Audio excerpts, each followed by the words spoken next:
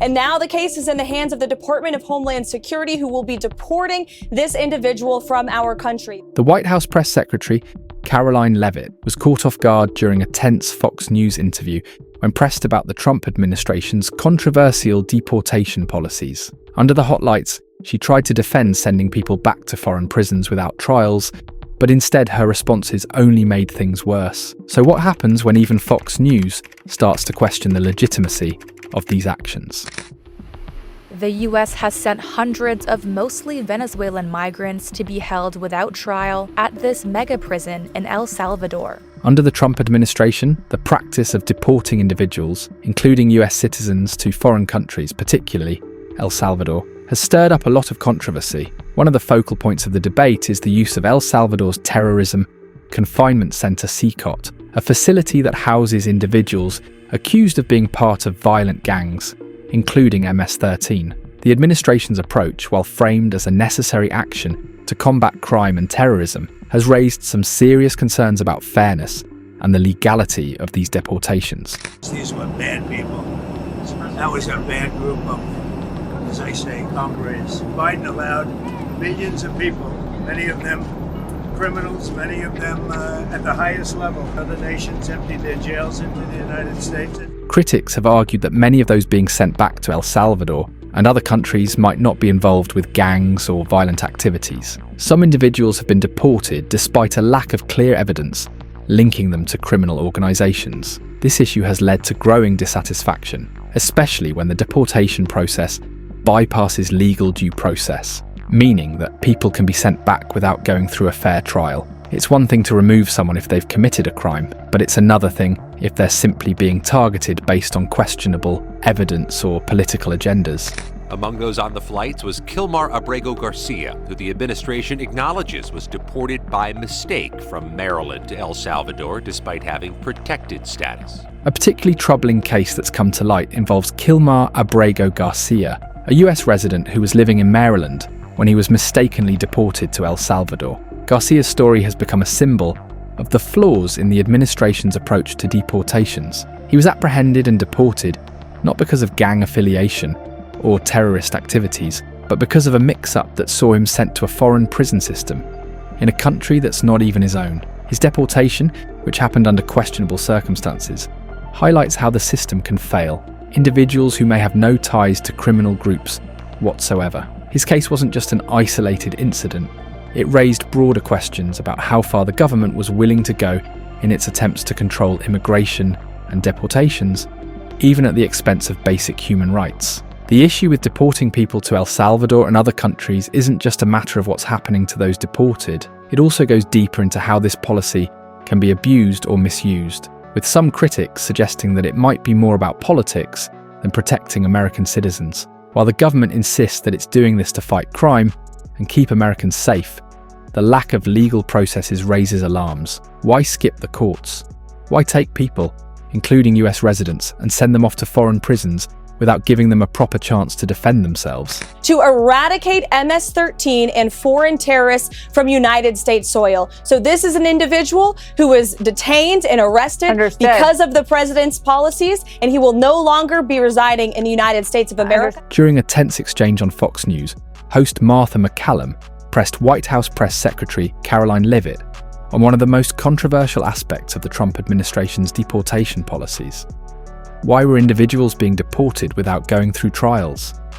This question was a direct challenge to the administration's handling of deportations, especially when it involved US residents or people with questionable links to criminal activities. The issue at hand was whether people being deported had a fair chance to defend themselves in court before being sent to foreign prisons, particularly in countries like El Salvador. Leavitt, instead of offering a clear and transparent response, came across as defensive. She responded with, "We do things a little differently." In essence, she was brushing off concerns about due process, implying that the administration's way of handling things was somehow more effective or efficient, even if it bypassed the normal legal procedures that most people expect when it comes to deportation or criminal justice. Her response was met with growing skepticism, because while it may have sounded like an attempt to justify the policy, it didn't address the fundamental questions being raised. He's, should be held in a prison somewhere until he faces justice in the country. But he should be removed from American soil, and that is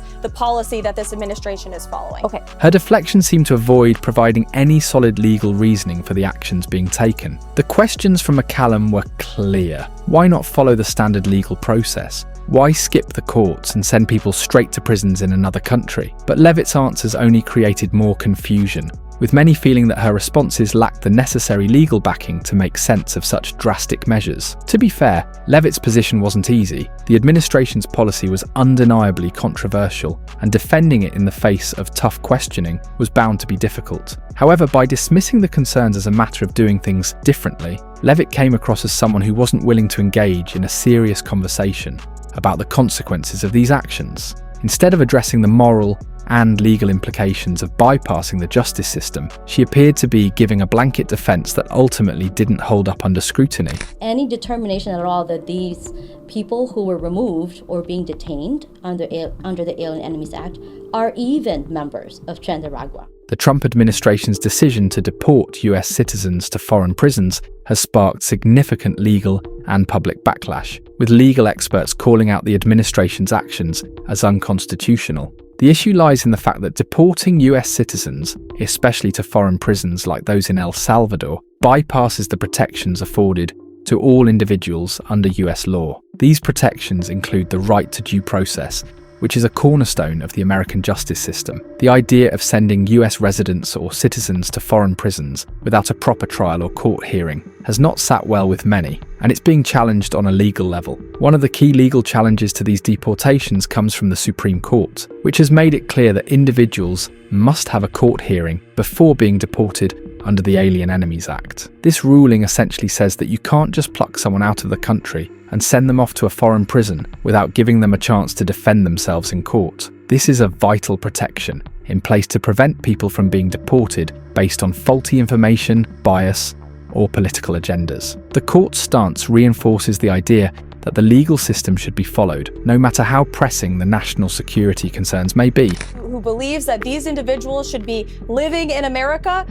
The American people think differently. That's why they re-elected this president by a historic margin, and he is following through on that mandate. The Trump administration's approach to deportations has caused a noticeable decline in public trust. For many, the way these deportations have been handled feels like a step toward authoritarianism, where the government wields unchecked power and skips over the legal protections that should safeguard individuals. This isn't just a concern among those who oppose the administration, it's also a growing issue for people who once supported the president. Something is unsettling about the idea of deporting people, including US citizens, without a proper trial or due process. It's a move that raises serious questions about how far the government is willing to go in the name of national security. Even conservative figures who typically back the administration's policies have started to express concern over the legality and ethics of the deportation strategy. When you have people who usually align with the administration questioning its actions, you know the situation has reached a critical point. These figures point out that while the goal of protecting American citizens is understandable, the means of achieving that goal must be fair and just. Skipping over legal processes not only undermines the justice system,